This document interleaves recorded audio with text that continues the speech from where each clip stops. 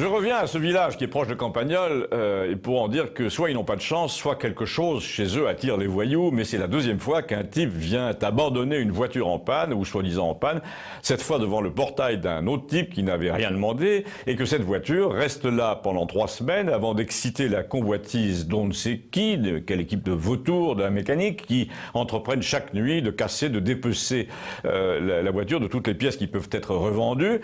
Bon, déjà, le fait de ne plus pouvoir laisser une voiture garée au même endroit en pleine campagne sans l'avoir désossée par des jeunes de passage témoigne qu'il y a un léger problème en France, hein, un problème que vous ne rencontrez pas dans les pays voisins. Là, en plus, la voiture gênait objectivement l'entrée chez quelqu'un, donc d'autant qu'on pouvait plus la déplacer puisqu'elle avait perdu ses roues.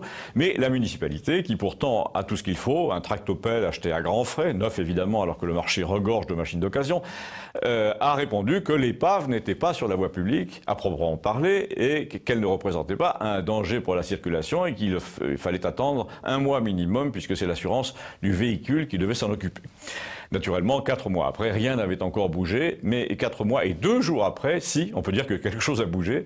Non pas administrativement, non, c'est l'épave elle-même qui a bougé. La nuit, quelqu'un est venu tirer la voiture sur la route avec un câble. Du coup, évidemment, le véhicule occasionnait une véritable gêne pour la circulation et la mairie a été forcée de s'en occuper. Ce jour-là, elle est intervenue, donc bel et bien, mais c'est pour repousser l'épave hors du domaine public, en somme pour la remettre à sa place.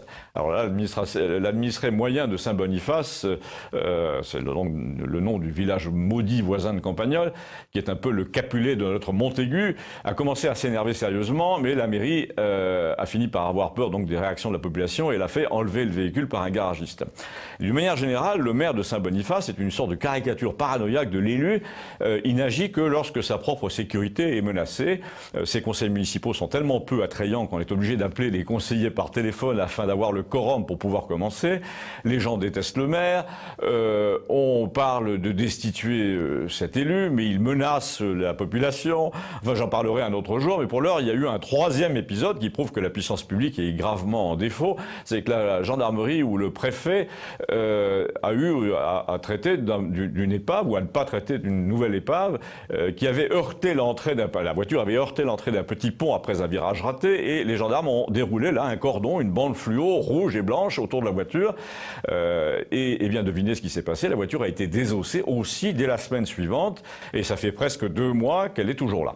Alors, il y a plein d'explications. Soit les gendarmes traînent les pieds pour montrer au préfet qu'ils peuvent saboter leur travail afin de se venger de la manière dont ils sont traités, soit le maire est un lâche qui ne veut pas faire usage de son autorité de police, soit le préfet n'est pas au courant et c'est grave, ou il est au courant et il ne fait rien parce qu'il va être nommé ailleurs dans 3 mois et c'est encore plus grave.